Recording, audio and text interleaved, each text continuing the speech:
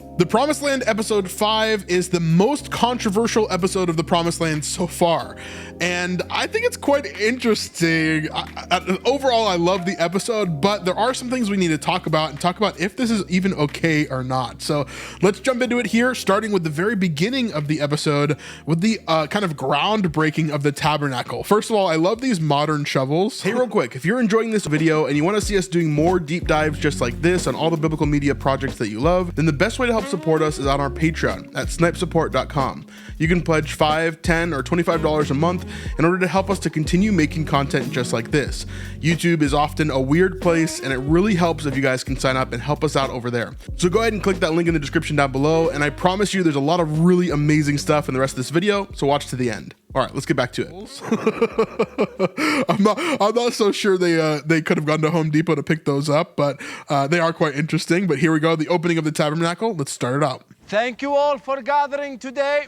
We have a lot of work ahead of us, so I'll get right to it. Let the construction on the Lord's tabernacle begin. We have all these lizards coming out and, of course, attacking the people here. Nope, no thank you.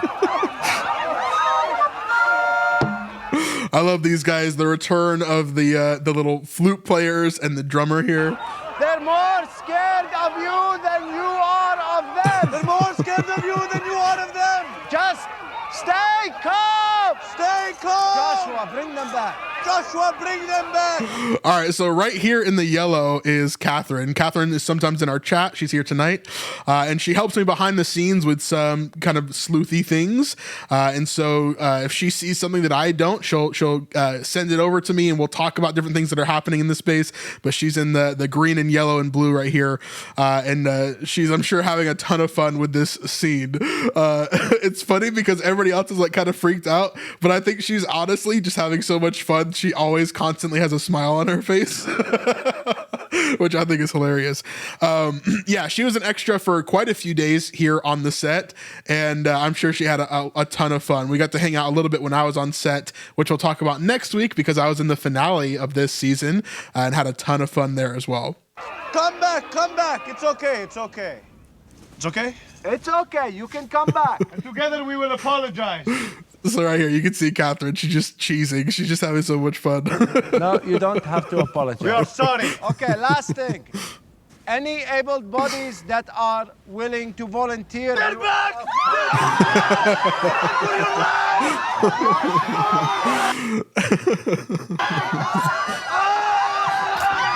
So our first time really seeing Joshua as a warrior, and he's attacking some lizards, which is great. So real quick, I wanted to point out, basically everybody in this show is from The Chosen other than Joshua. So right here, of course, you've got Moses, Wasim, who plays Yanni. Then you've got Oho right here, who if you remember way back in season 3, and then again in season 4, we see them. We see the disciples of John the Baptist, right, who are Avner and Nadab. I think this is supposed to be Avner, and so Oho plays Avner, who is one of the disciples of John the Baptist. Then we have Aaron right here, who in The Chosen, he plays the lawyer for Lazarus's family. And then we're going to see some other characters in this episode as well that are all tied to The Chosen. Of course, we've got Shireen Khan, who plays Miriam in this show, but she plays Herodias in The Chosen. And so we see that there. But here we see Moses as he's getting ready to start law school. Now, law school is essentially Moses giving the law to the people and making sure that they understand what is being said here. Therefore, you must not eat it. Please save your questions for the end of this section. The Hyrax. I've started reading the new laws for the... So he starts reading about a hyrax. Hyrax is like a small little rodent that lives in Israel. I've seen them quite often when traveling through Israel, and you see them like they're little gophers that kind of live in the rocky outcroppings. And so, yeah, they would have been normal things that people would have seen during this time as well in this area, especially in the more deserty, sort of rocky areas. Yeah. Chiefs and elders. You'd be surprised how often these laws come up in our daily lives. Wait! Did the milk in that pot come from the goat's mother? So one of the laws is that you cannot boil a goat in its mother's milk. It's just one of the laws that's in the laws. I'm not 100% sure why that is or what the purpose of that is, but it is one of the laws that God gave. And so they have to think about it here. Of course, Korah trying to make sure his men are not sinning here. You must not boil a young goat in its mother's milk. That's the law. Do not cook a sin, Hezekiah. So, I've started a brand new week-long intensive for the chiefs to learn the law. I shall call it Law School. School of Law? You are signing up for law school. Please line up right here in front. All right, we're going to skip forward here. There are three kind of main storylines within this episode. Number one is law school, which we're going to talk about mainly in this episode. Number two is Joshua and Caleb, of course, going on a quest along with Aaron. Joshua and Caleb are hilarious. I love them as like kind of this cop buddy duo in a lot of ways. They're so much fun. And then thirdly, we have Chisisi, who is trying to send a letter back to Egypt, essentially. And so those are the three main storylines that we're getting in this episode. So we're going to skip forward a little bit and talk about what is happening with the ladies here when it comes to law school. Without stopping. So, what shall we do while the men are away at law school? Law school? What are you talking about? Moses and the chiefs. They're going away for a week to study the new laws. We should have a sleepover right here in the tent. Why weren't we invited? Everyone must learn the laws, not just the men. Well, if I have a question, I just ask Moses. He knows the laws better than anyone. Now, here, this is one of the things that I would criticize about the series in season one. There's a lot of, again, I'm coming from this from a historical and cultural kind of accuracy, biblical accuracy realm, right? I'm not coming from this as like just watching the show and is it entertaining or not, right? On my channel, who I am as a person, I have to get more granular than that. It just is the way that I am, right? So with this situation here with Miriam and with Zippy, they have to kind of talk through what their relationship is with the law, right? And truthfully, like the women were not really considered here, right? It was not something that like the men were like really concerned about the women doing certain things because they would just tell them what the law was, right? There was not like an initiative for the women to be able to go and read and like do all these things. Most likely, none of the women read. Most likely, most of the women. Let's leave room for that 1% or whatever. But the majority of women would not have read or write or anything. A lot of the men still would be illiterate as well during this time. But a lot of the elders definitely would have been people that could read and write, and they would have learned that throughout time because the Israelites were known as the people of the book. Even like ancient writings from other religions will quote them as being the people of the book because they are known to be so focused on the scriptures of the Torah and writing down what happens and keeping these records and things like that. And so they were one of the most literate kind of people groups during that time. However, that didn't really spill over to the women quite often. The men would go to school. They were forced to go to school until a certain age. They had to learn these things. The girls didn't go to school. They stayed home and they learned different trades and they learned how to be mothers and all that kind of stuff. So it was a completely different thing back then. So one of the criticisms that I would have here is, yeah, there's a little bit too much of a push for Miriam and Zipporah to be kind of like, but we're valuable too, you know? Like it feels very feminist in a way that doesn't fit historically at all, right? There wouldn't have been this pushback from the women even. This didn't exist. Feminism wasn't like that back then, right? And so it's a different world, a totally different world. Now, come. Let's go sign up. Oh. Moses was pretty clear it was just for the men. I like to think I can be pretty persuasive when I need to be. Out of the question. I'm sorry. But why? Women deserve to learn the laws too. You're right. But we're talking about dozens of men studying and sleeping in close quarters. It's not a woman-friendly environment. We could make it women-friendly so easily. What do you think we need? Cushions and pom pants. Ooh, that sounds nice. So we're getting to what I believe is probably a more controversial part of the episode here in a moment.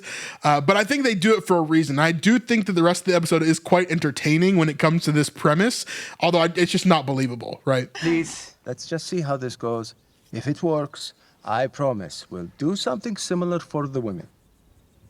Bye. We must get into law school. The women need to learn God's law. But how? They will see that we are women and they'll kick us out. I think I have a solution. So some goat skins over here. We gathered enough material. So we see we're going to continue on going forward into the ladies here. We're going to come back to Joshua's storyline in a moment, Joshua and Aaron in a moment here, and we'll get back there. But What? Are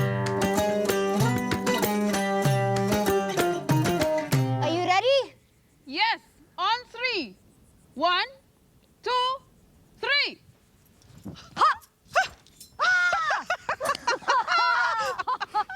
Look at the little man.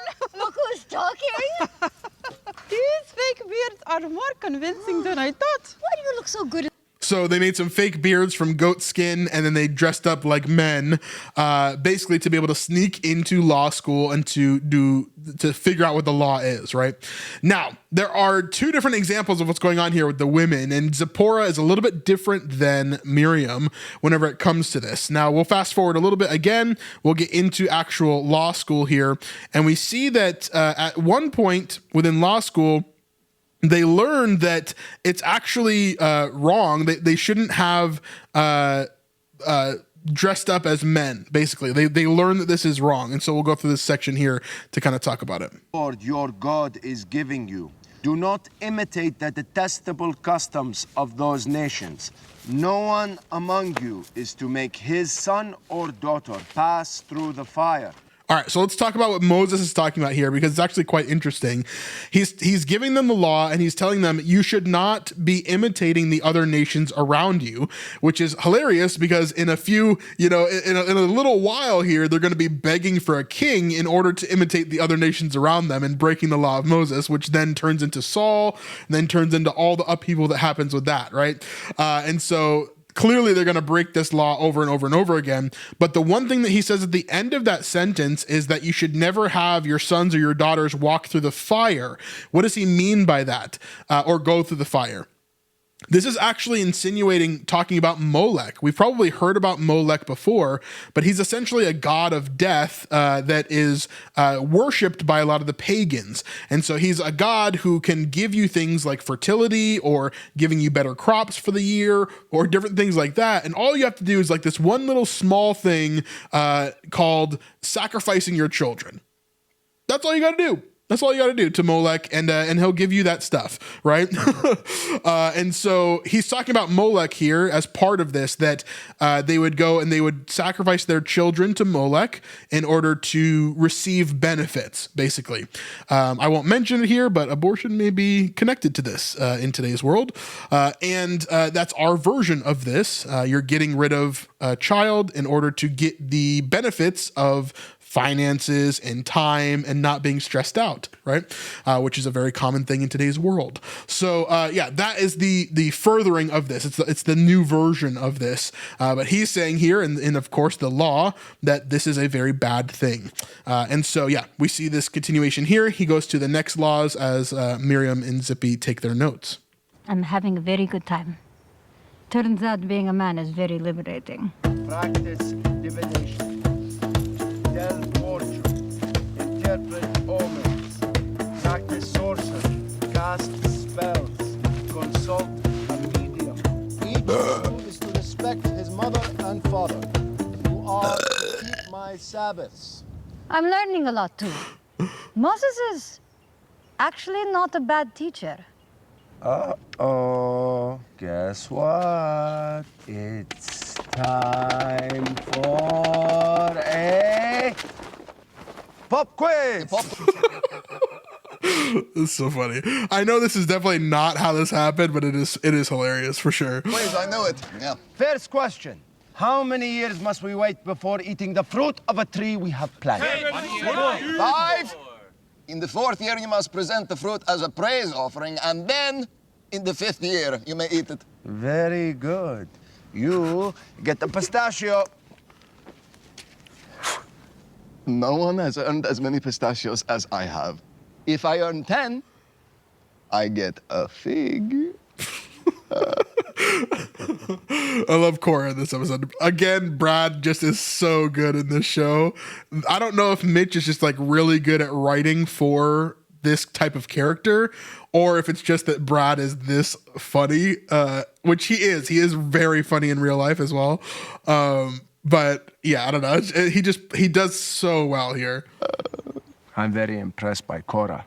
He's a good student, maybe the best. But would he be a good friend?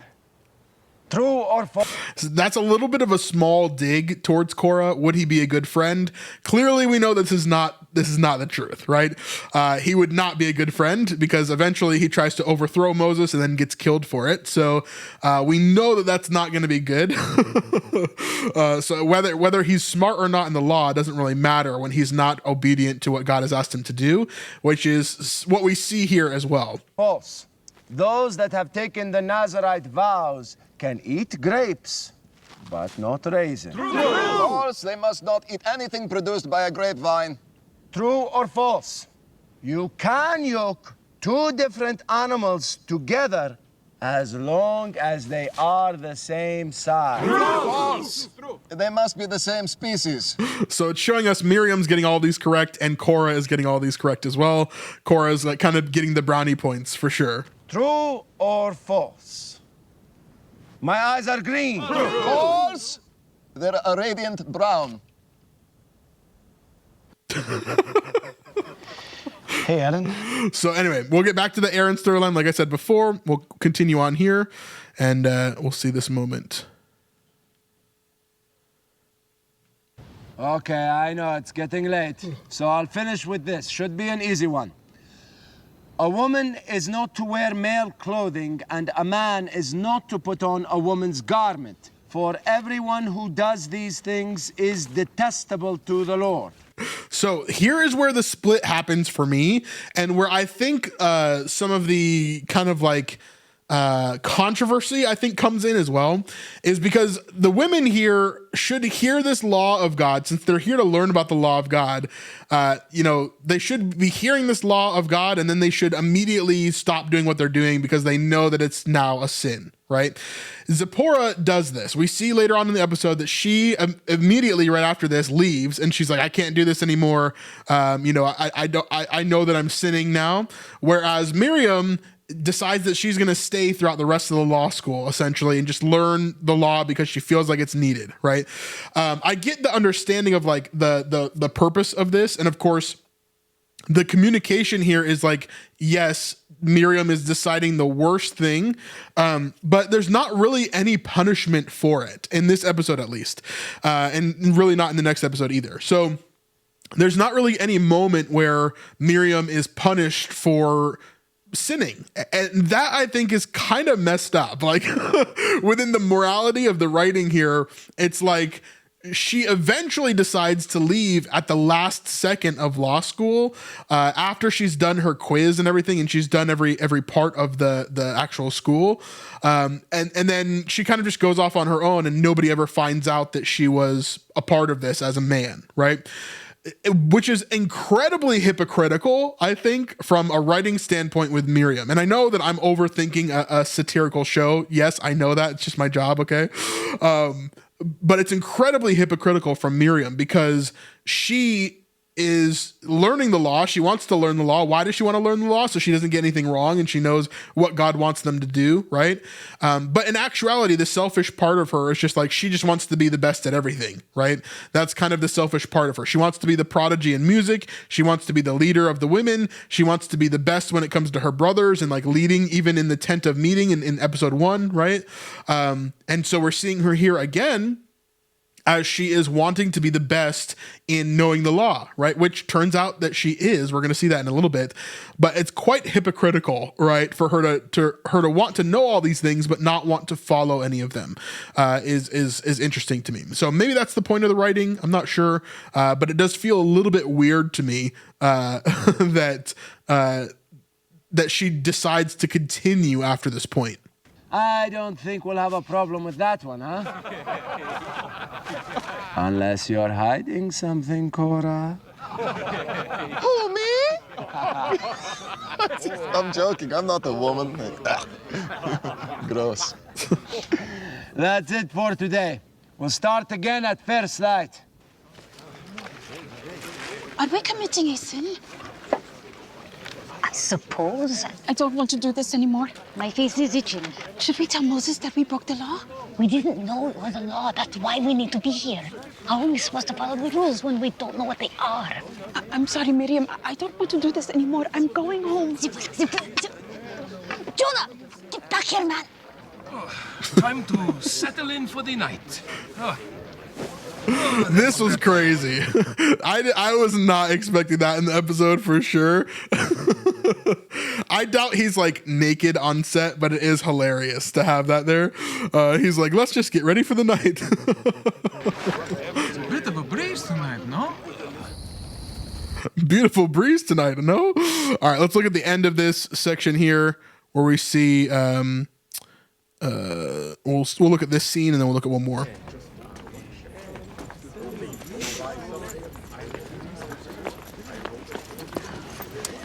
Here is some fresh bread to nourish you while you sin. Thank you. Hey.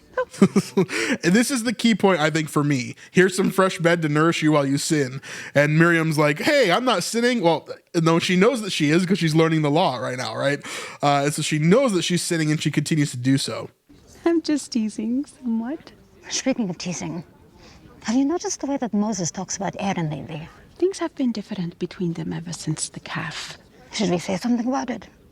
There might be too many people around. Not now. So they're talking about Aaron. We'll get to that storyline in a moment. At the end, I just want to show the very end of law school here as they finish up grading the papers here. Cora. Zebediah. Someone seems confident.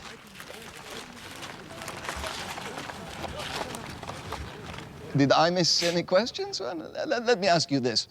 Would you mix light and heavy weights in the same bag? The answer is no. That was one of the questions. Better luck next time. Okay, settle everyone.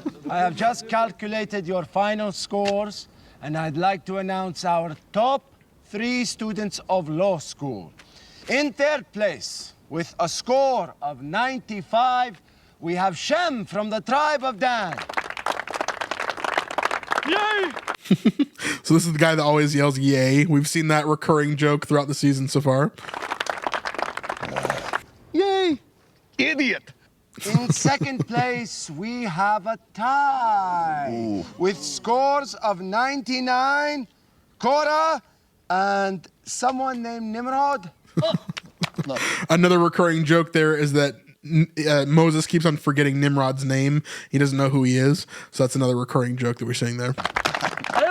No, it's a misunderstanding. No, don't touch me, please, don't touch me. What did I miss?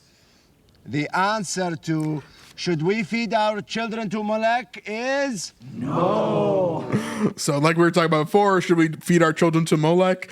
That is the children's sacrifice. Of course, no, we do not want that, right? Yeah, crazy. None of the children? And so Cora got that one wrong on the test. All right.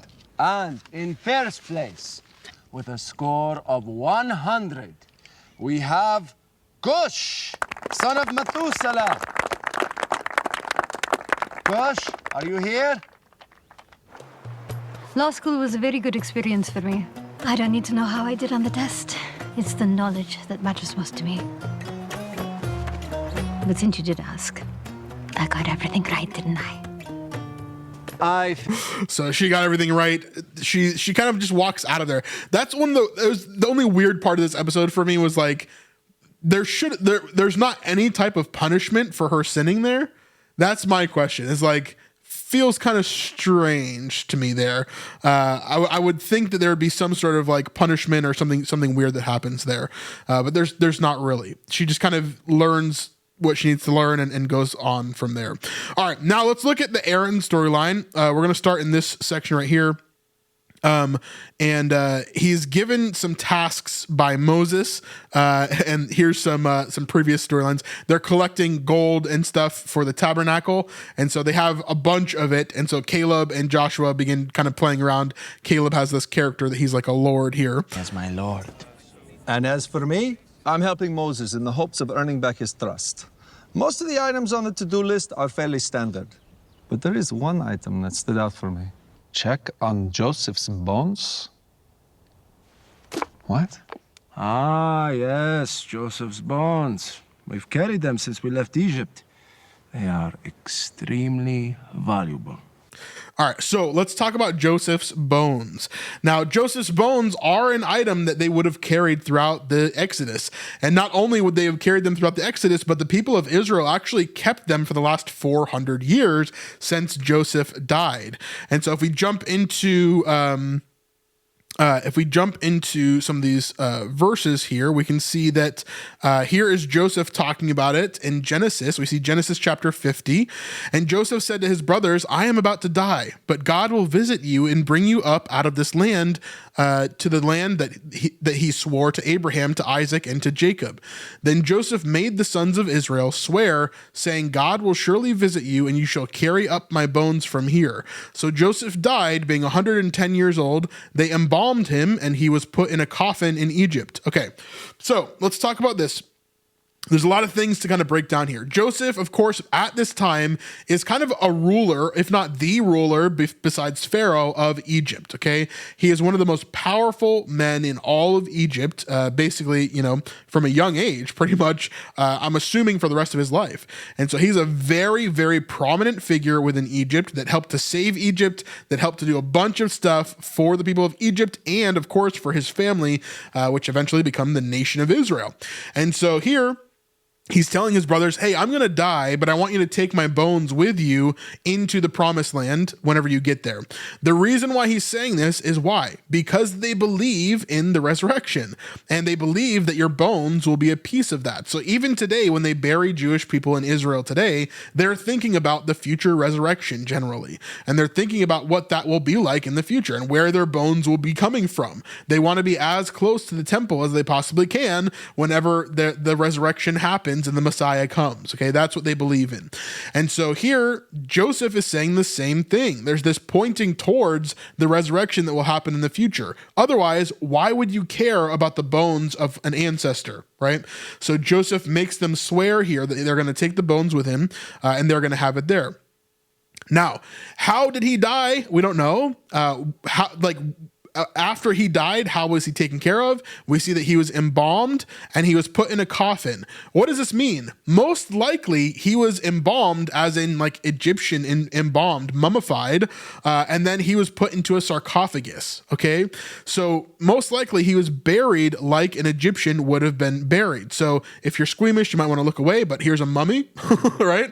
So this is most likely what Joseph's bones would have looked like. And most likely he would have been in some sort of sarcophagus that they carried with them. It wouldn't have been like a modern day ossuary or like the bones that we're about to see in the show. Most likely Joseph's bones would have most likely looked like this, I think. He would have been embalmed as an Egyptian kind of king or pharaoh or prince would have been embalmed, and he would have been placed inside a coffin or a sarcophagus of the Egyptian times there. And so this is how his bones would have looked. Most likely, since he was embalmed, he would still have skin on his bones, and he would still have maybe some clothing or some items of interest that he would have had with him. He would have been mummified. And so it would have looked like this most likely instead of what we're seeing in the show now. But of course, it's a satire. I get it. They're going to be telling some jokes, so it's a little bit different. But I want you to have this image in mind when you think about them carrying around Joseph's bones. It could look something very similar to this, for sure. Which is why I was so upset when a wild dog ran off with Joseph's femur. Get back here! No, we got So that's really the only little clip that we get of Joseph's bones. So let me pause it on that again. femur. So you see here, more like a kind of a normal bone. It's got some maybe flesh on it or something there, maybe. But this is Joseph's femur, clearly just a normal bone here. But of course, that's kind of what the episode is about, is Aaron looking for these bones, getting them ready for when they're going to set up the tabernacle and all that kind of stuff. And so here we have the dog who is running away with the bone. Hey! Get back here! No, we got it back, but there were chew marks. Thank you. Please donate again in the future. Boys, Aaron, Joshua. what do you know about Joseph's bones? Well, when Joseph died, he... Wait a minute. Is this a setup for a joke? No. Go ahead, Caleb. Make your joke about bones and my mother and... It seems like you've got the... I don't know why he assumed this was a joke about his mother and bones, but I do love this duo of Caleb and Joshua. I think it's so funny, dude. Okay, seriously, boys. I need to check on Joseph's bones for Moses. Well, why don't you just ask Moses? I'd rather not bother him. All right, so this is the crux of this storyline here. Again, not super scriptural at all, other than Joseph's bones being with them. Here, Aaron is really struggling with communication with Moses. Moses is making fun of him about the golden calf stuff and his mistakes that he's made, and so he doesn't really want to talk to Moses at the moment. And Moses is kind of upset at him as well, even if it's subconsciously. And he keeps on making fun of Aaron instead of just renewing the relationship with his brother. And so he's really, really struggling. So the whole time, Aaron does not want to ask Moses about where the bones are. So they decide, hey, maybe we lost the bones along the way, but we're going to talk about this in a moment, right after we meet a new character who is also associated with the Chosen, who we're going to see here. For Moses. Well, why don't you just ask Moses? I'd rather not bother him. Okay, maybe checking with Seth. Doesn't he manage the dead? When people in the camp die, Seth appears to prepare the body. Nobody knows where Seth came from. You rarely see him unless there's been a death.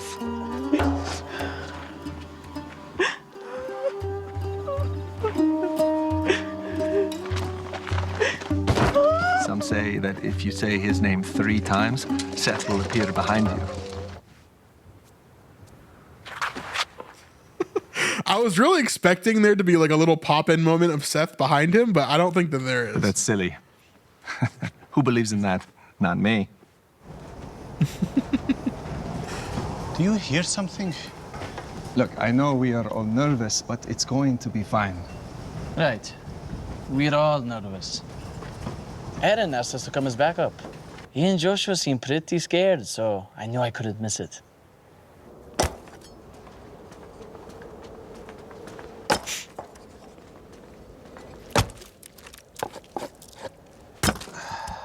Aaron, You know my name? I know everyone's name. And everyone comes to know me too. So if you don't recognize him, you probably should from mostly season 3 of The Chosen, but he's been seen in other places as well. Of course, this is Rabbi Akiva from Capernaum. And so he's one of the main kind of people that's in Capernaum that was fighting back against Jesus. And especially season 4 in like the Woe to the Pharisees scene, for example. Season 3, episode 6 with Simon the Zealot, talking to his zealot brothers, and then Jesus kind of doing all these healings and teachings, talking to John the Baptist's disciples, things like that. So he's in The Chosen as well, obviously. But so The Chosen has kind of poached a lot of the Promised Land actors, and then the Promised Land has also poached a bunch of The Chosen actors. So it's all one big family there, I guess. Eventually. What kind of meat is that? Are you hungry? I have plenty. It's kind of alluding to him like eating people, which is kind of messed up. He didn't answer the question. No, thank you. We are here to check on Joseph's bones. Who was Joseph's father? Jacob. Original Joseph. Original Joseph. Yeah. My old friend. How long has he been alive? So my old friend, he would have had to have been alive for like 400 plus years. So I don't think that's true.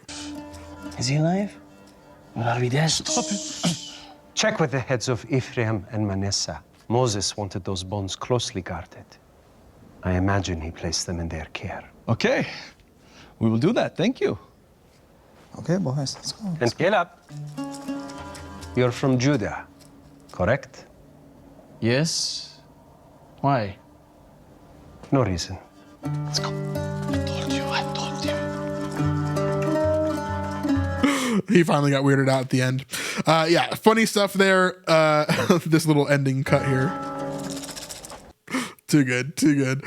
Love that. Anyway, they continue on, and eventually they get to the point where they no longer need any more donations for the tabernacle. In fact, we see this. Where's this?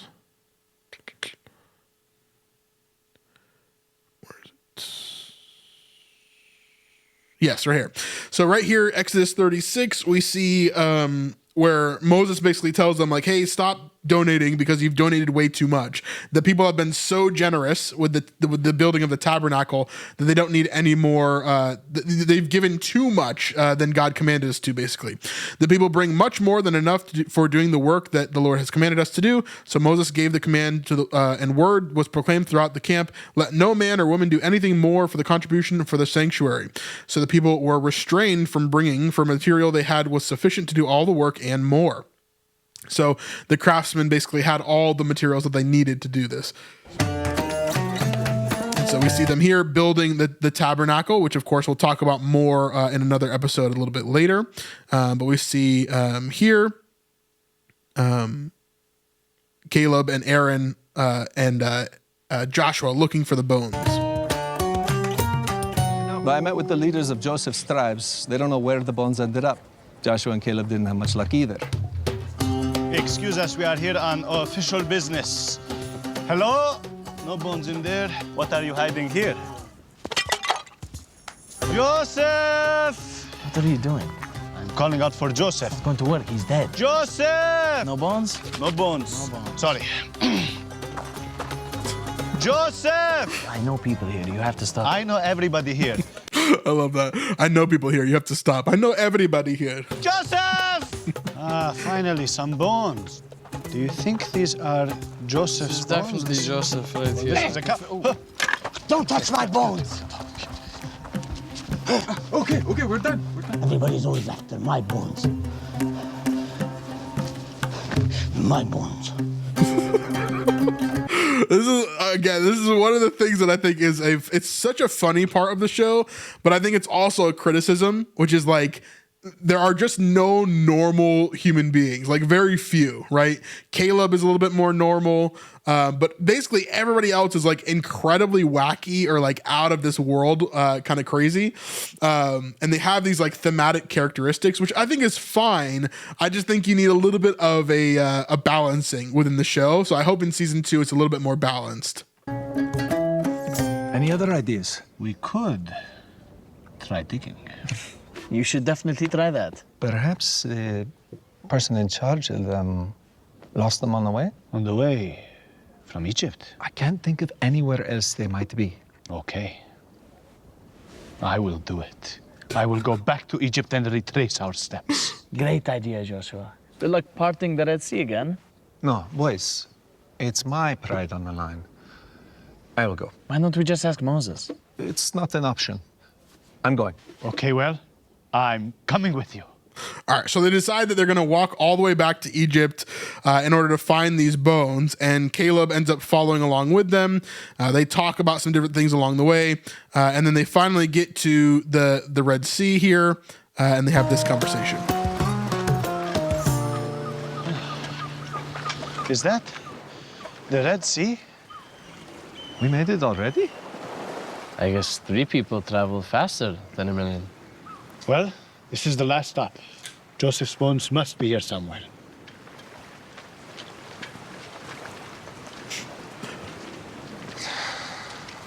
Boys, I'm sorry. This is ridiculous. We're never gonna find them out here. We should just head back. But what about Joseph's bones? Across the sea months ago. If the bones were here, they'd be gone by now. I'm gonna go settle this with Moses. All of it. What a waste of time. Do you think you are pleasant company? I love that question. Do you think you are pleasant company? Like, what do people say about you? You must know. I love that. I love that. So good. And then it ends with Aaron going to look for the bones in Moses' camp. The only thing to do now is tell Moses. Yeah, I'd agree. Someone in chat is saying Aaron is pretty normal, but he's like, yes, he's relatively normal to everybody else, but he's nowhere near normal. You know what I'm saying? Like he acts very strangely and illogically, like a lot of the other thematic characters do.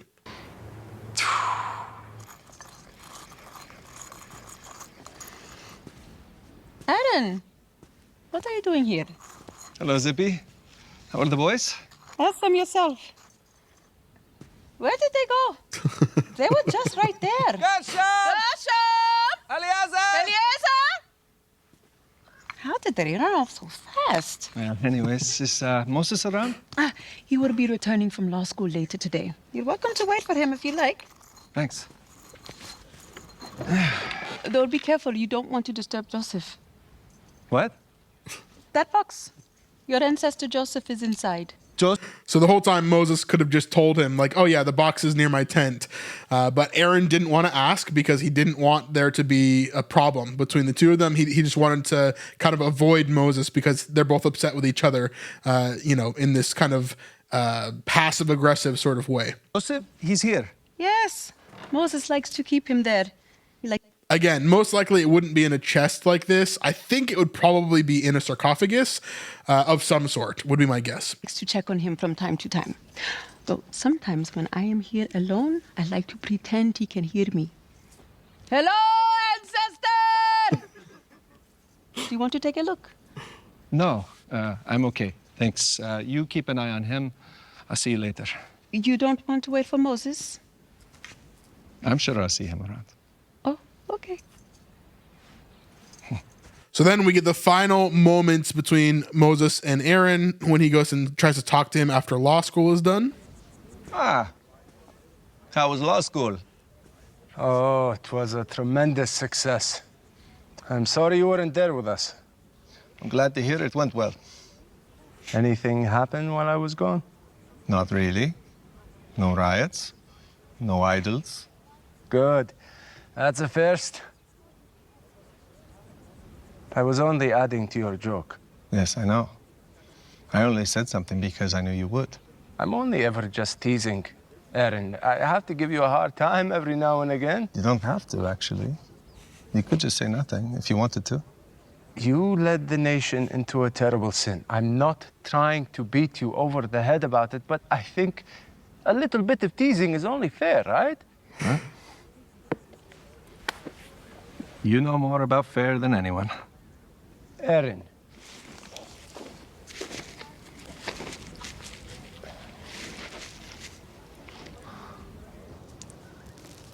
So there, that's kind of the end of the conversation between Aaron and Moses. Zippy does reveal at the very end of the episode that she dressed up as a man, but nothing ever really comes from it. But then here we see, I'm not going to really go into this too much, but the entire time that Chisisi was in this episode, essentially, he was setting up the tabernacle, but when he wasn't doing that, he was also trying to train quails to send a message back to Egypt to his family, which is quite funny. So we'll look at a couple of those scenes here, right here. training the quail to carry messages has been slow. Ah! Quali patra, no! She won't let me tie a note to her leg, so that is not ideal. Also, I'm not sure she's ever even been to Egypt, so I've been teaching her how to recognize it. Obviously not biblical. Obviously, this is the craziest storyline of all, but it is hilarious. I love Dav, who plays Chasisi. I think he's so funny. I'm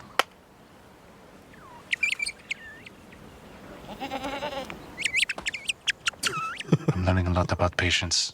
When you enter the land the Lord your God is giving. So we'll continue on here. We'll go to another Chasisi moment here later down the line. Take flight to Egypt. Go. Go. Go. Ready? Fly. No. Things did not work out with Cleopatra. Where are you going? It's the... Yeah, Cleopatra is the best name ever. It's like Cleopatra, obviously. No. Egypt is that way. But I've decided to take on some new candidates. The more messages I send, the more chances I have to get a response. Guess who is alive? It's Chasisi. Nasser, I'm sorry I missed your birthday. Also, I'm alive. We've been trying to reach you about your extended warranty of your chariot. Just kidding, Chasisi lives. That one's hilarious. I love that one. One of you is going to make it to Egypt. I just know it. Now, who wants to go first? If two men... All right. And then finally at the very end here, he gets a message back, which is quite funny. Idea. I'll keep the birdseed out, but I don't think I'll get a response. Cleopatra! Oh. Lost in the desert. Need water. Send help or I will die. I do love how he's reading from right to left as if he's written in Hebrew, which is quite funny. I don't think Egyptian reads from right to left.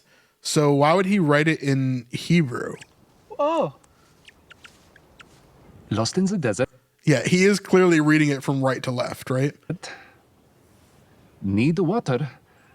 Send help or I will die. We did it. I think we got the wrong person, but we're getting close. Tomorrow, we try again.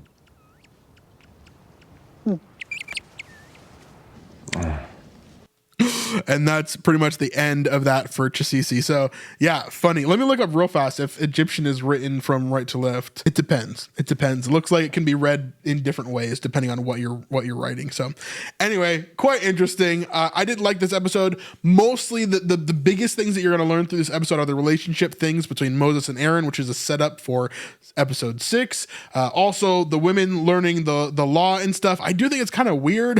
Like it just, I don't understand the point of that from my perspective. I thought it was funny at points, but it just felt like kind of like a I don't know, taking up space in the episode maybe. Yeah, anyway, I would say that's probably the most controversial quote unquote moment from the season so far.